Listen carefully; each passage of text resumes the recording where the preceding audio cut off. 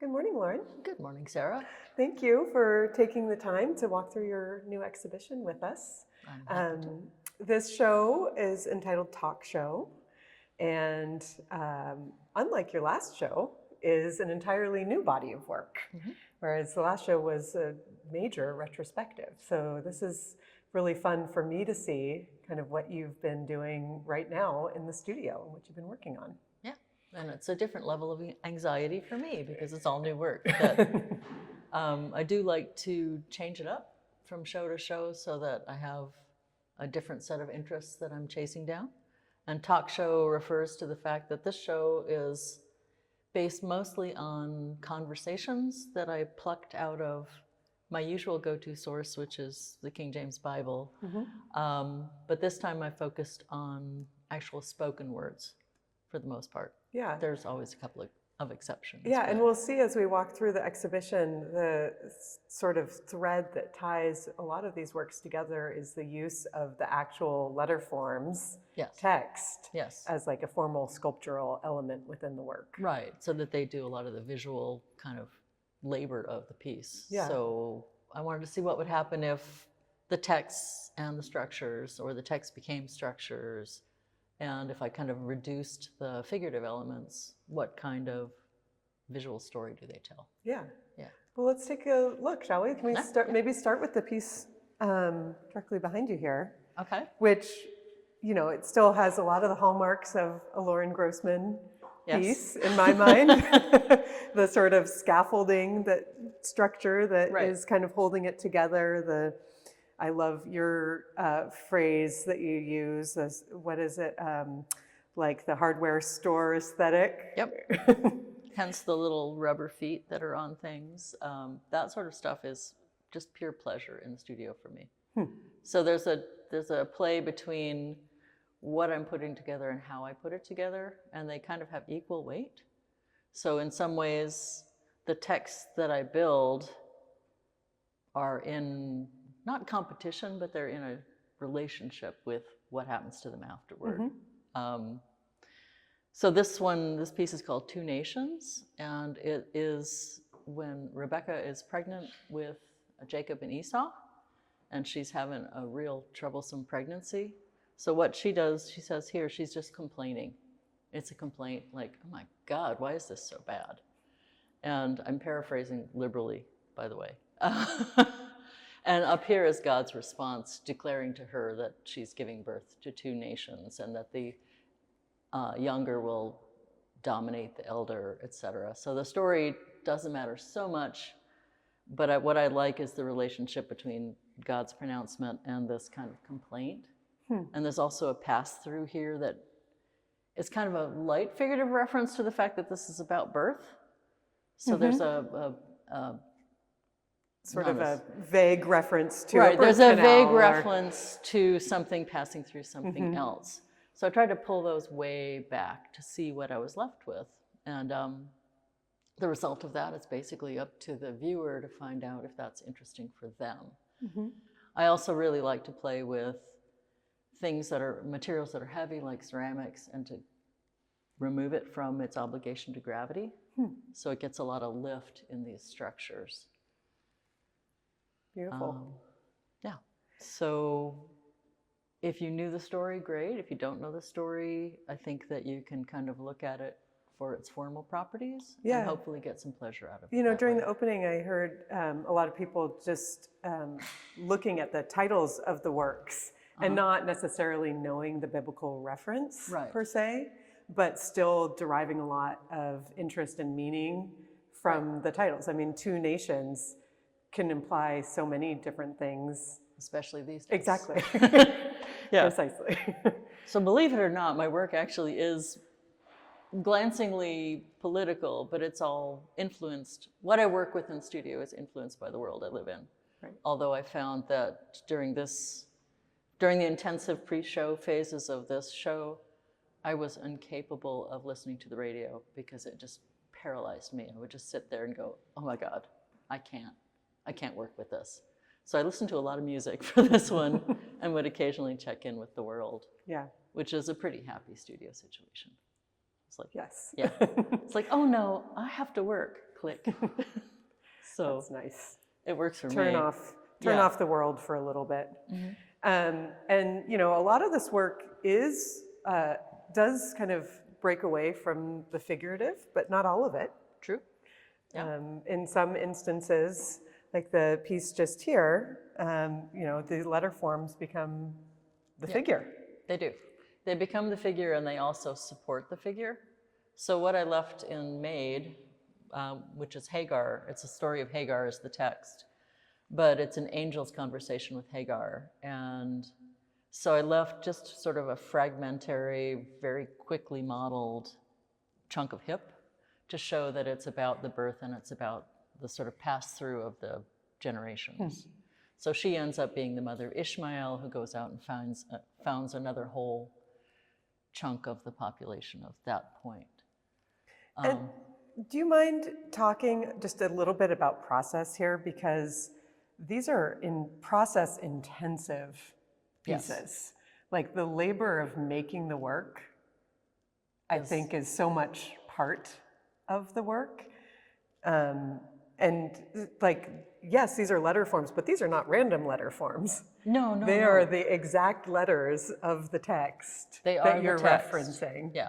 Yeah. I'm not just making fake letter forms, and I'm also not using a bloody cookie cutter, which is a question I get a lot. It's like, why don't you just use a cookie cutter? It'd be so much faster. Yeah. And it's partly, all because it would look like I used a cookie cutter and it was so much faster. So the fact that each of these letters is hand formed, some are rougher, like the text in Made is actually pretty rough compared to some of the tidier texts we'll see later that are in porcelain.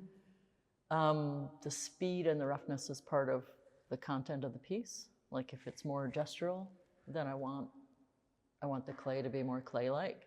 And it's also two different, very, very different types of clay. But frankly, when I was building this, the hips were sloppy wet, and actually the text that was inside was supporting it while it was wet. So they actually play a supporting role, which is even stronger in the Susanna piece that we'll probably visit later. So the text becomes the structure, and in this case, kind of a spinal form that kind of comes out of the hips. Yeah. So yeah, the figuration is a little more vestigial, I guess I would say. Like there's a little piece of it left, but it's not telling a narrative story or a simple narrative story. Right. And there are a couple pieces in the show that don't use text. Yep. Which I said there are exceptions, yeah. But there are some other little themes that emerge in those pieces too. Right. I'm thinking specifically about the piece Cocked. Yes, and that is technically a slightly older piece, and it happened before I kind of focused on the conversational texts. So that one was about conversation, but in a kind of an ass-backward way, because it's about listening. And so it's the act of what listening to information and conversation does to you and also makes you feel. And this little hair thing is in the wrong place. Now I'm better. So that was a piece that frankly happened during COVID, and I didn't have access to a lot of new materials, and I happened to have those ears kicking around that I'd cast, I don't know, maybe 10 years before, and the base was one from even farther back. So I was trying to deal with putting new things together, and frankly, if I could sum up the whole COVID experience, it's listening. It's being stuck somewhere and listening and hearing a barrage of information. Yeah.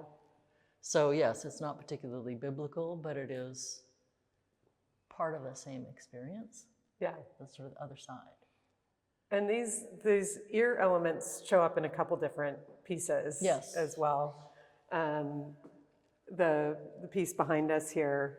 Yes, which is a similar time period, a little later, but starts to kind of ook into getting the text back in the piece.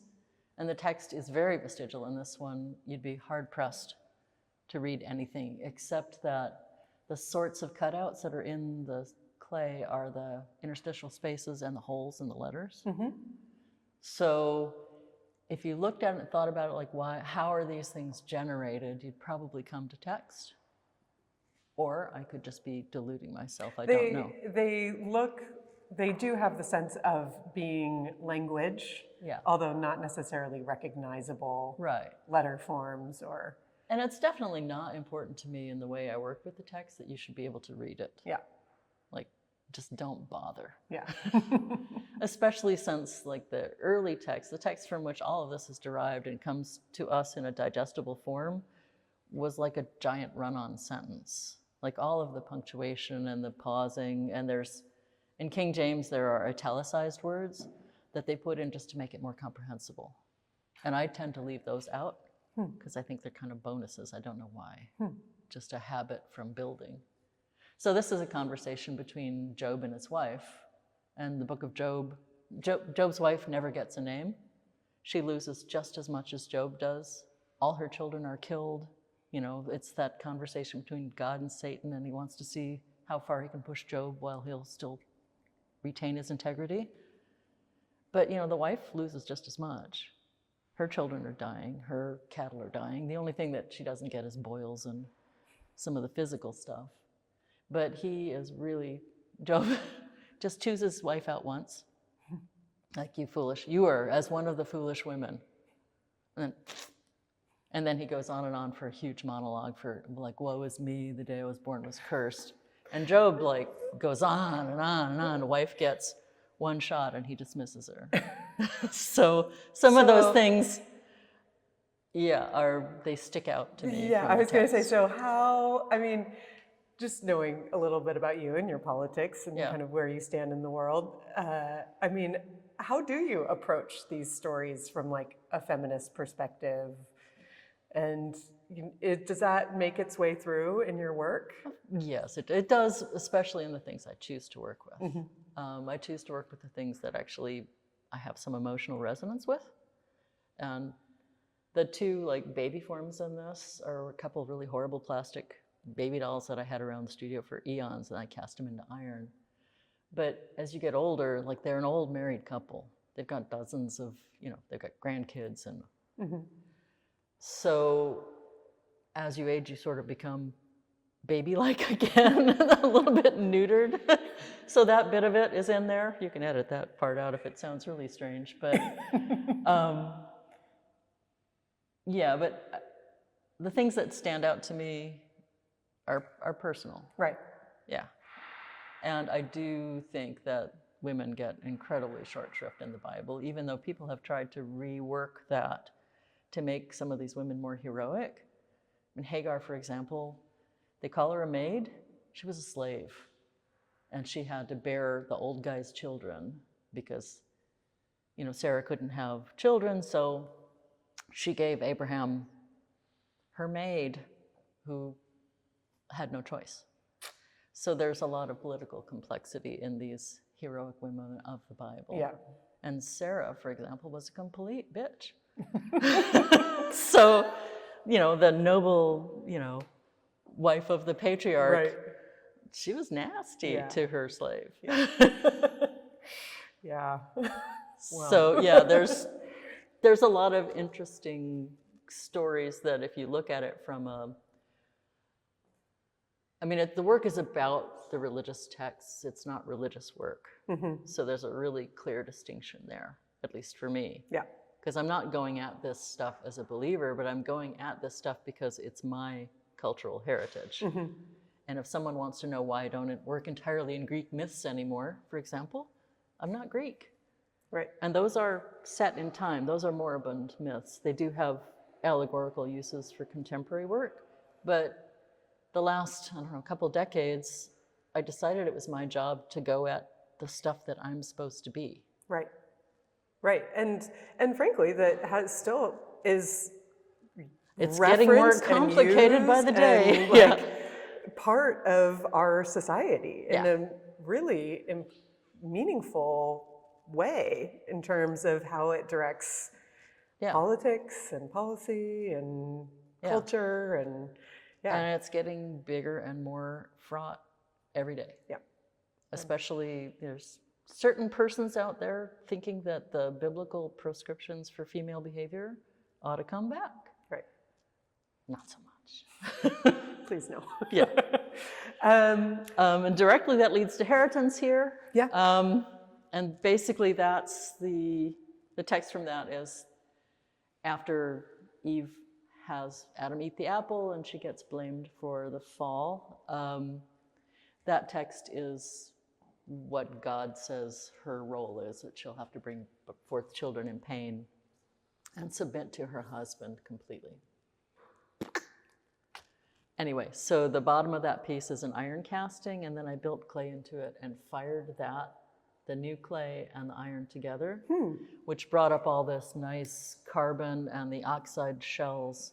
And some of the iron ran out the bottom, but what was left was this nice, crusty, historical reference. Yeah. And I'm really fond of the crusty, the used, the beaten up, slightly beaten up aesthetic. There's so much detail in these pieces too when you're here spending time with them in person and you notice these little bits of like red glaze tucked into places and you know, just even the way you build, like I'm looking at the piece over here with the porcelain and this, I don't even know how to refer to the sort of prongs that hold up the text. But the way you've kind of crafted those to support these little tangles of language. Yeah, and the language needs support. They really don't even stand up on their own. So I like that thing. They were all made with structures to be fired together like that, but those original clay structures are long gone, though they have their own beauty. But the structure and the support and the putting things together is of equal weight to me as the text. And the colors I choose. What about the colors in this piece? The colors of this very much go back to sort of biological models, that kind of flat heaven blue, and then the lighter one. The colors actually indicate the speaker as well. Okay. But you don't need to know that. So that's three people talking, and there's three different colors working. You know, that's for me as I make the structure. That doesn't have to come out to you. But it looks, you can tell that it's organized in a really particular way. Yeah. And the speech starts from the bottom and ascends to the top, where basically Sarai says, or Sarah at that point, says, I didn't laugh. And God, last words, of course, said, yes, you did. So God apparently does not like getting laughed at. God talks a lot. Yeah. God can be a real blabbermouth. So he tends to get little chunks. Sarah gets a whack or two in, but it's mostly God. And that's, you know, it's probably the way the thing's edited, such that that is always conceived of as more important than anything some woman would say. How about some of the pieces over here? I mean, Susanna, she asks. We could go quickly to Susanna. This was one of the earlier text pieces, and it's a rework of a piece that I did in 1989, maybe, a story that I worked with as a young woman. It's Susanna and the Elders. And your perspective on things changes if you're 25 or 65, as it turns out. So in this case, Susanna's older. There's like a facade in the front. And I hate to really be so specific about pieces because I think sometimes you can just kill the juice in them. But technically this facade, this aging, dry, cracked surface is held up by the stories of her youth. So literally, as I built this text and the facade together because that wouldn't stand and it wasn't built on its back or anything tricky. So the text was literally holding it up as I built because that sheet of clay wouldn't stand on its own. I love this piece. It's a surprising piece when you see it in person and you approach it from one direction or the other. Right. And you have this very different experience with it Right. when you see kind of the dual sides of it. Mm-hmm.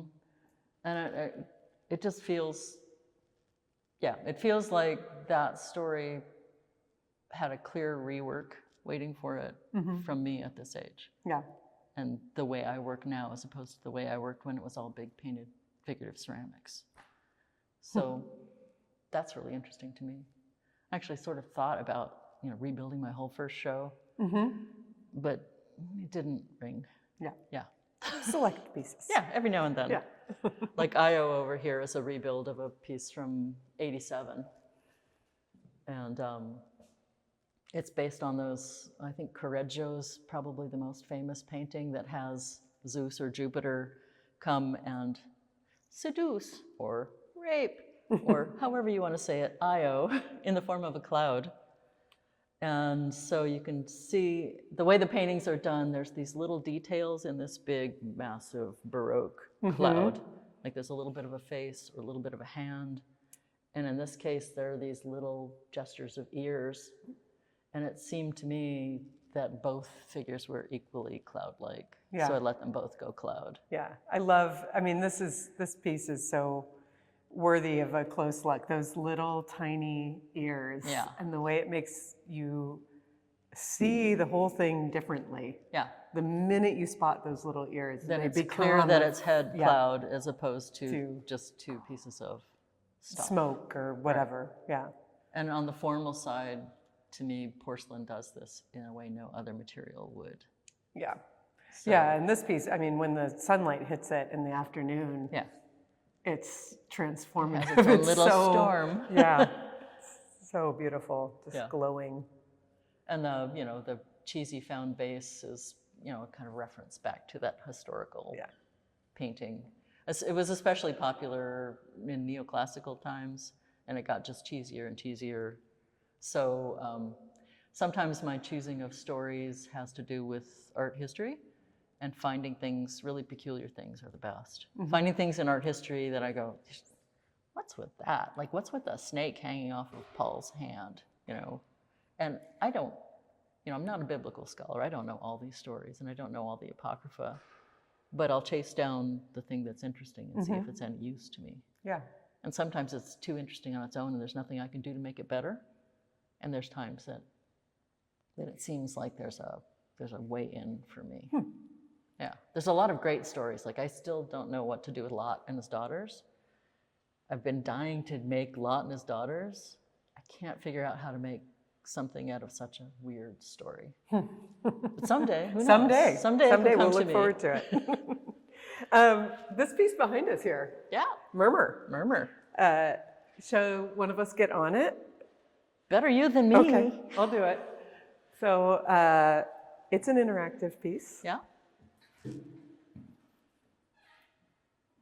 So Murmur is based, the text that's up there is found plastic text that I had in some shoe boxes for I don't know how long. I really can't remember where it came from. But the statements that are being made, this one's from the New Testament. It's from the Pentecost when the Holy Ghost descends on the disciples, and suddenly they're able to speak in tongues and they're able to understand each other. So this is the murmuring that happens amongst the crowd. It's like, aren't all these guys Galileans? How can we understand everyone in our own tongue? So they're confounded by this miracle. And some people get mad and say it's witchcraft, and other people believe it's the descent of the Holy Ghost. So a murmuring, to me, physically, is just a very small movement. Yeah. There's no specific speakers, and the speech is attributed to the crowd. So just a little bit of movement was what I wanted from it. Which I love. I love that it's this big thing that basically confuses you. Yeah. And then you step up onto it and you kind of expect a big movement, and it's just this little. Yeah, and it's actually kind of better for the people that are watching you do it than it is for you. Yeah. Almost everybody I watched step on it during the opening kind of looked at their feet and thought nothing was going on and was worried about falling off. So I like that uncertainty. I think uncertainty is a really, really good response to it. And yeah, it was one of those stupid projects that seemed like a really simple idea. Not as stupid as this one, but close. Because I thought it would work like those push puppets, like those little sprung like dolls and donkeys and stuff that would just kneel when you push at the bottom. But I only had an inch to work with. And rigging that up. Yeah. Plus, I do love the fact that red line, it's red steel cable. And it's called bleeding leader. Ooh. It's supposed to imitate fish blood. It's a fish stuff. I thought about listing it as bleeding leader in the... Yeah. But I do sometimes squelch myself.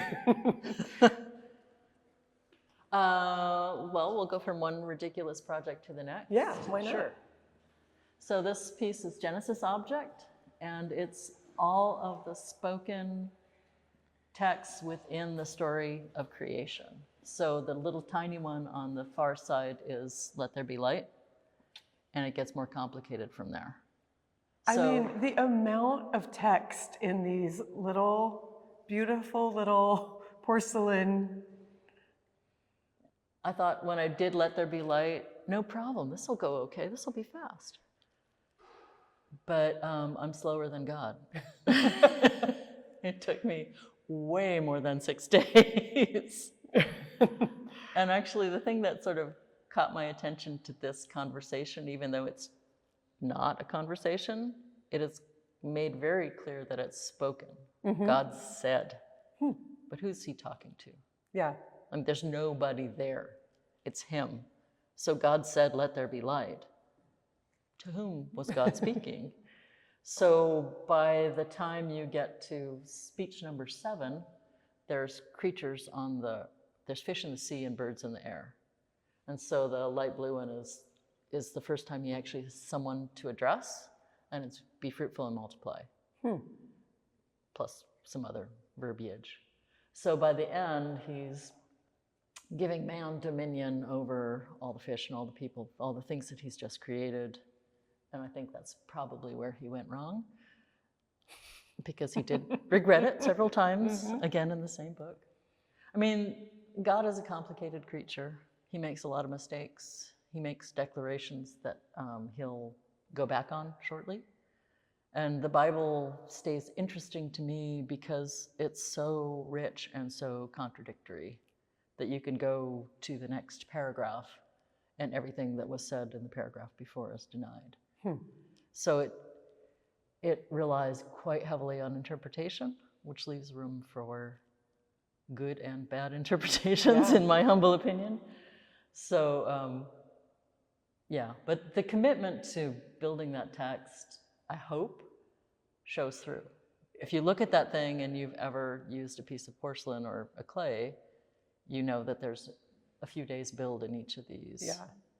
I mean, I just think about you cutting out each one of those individual letter forms and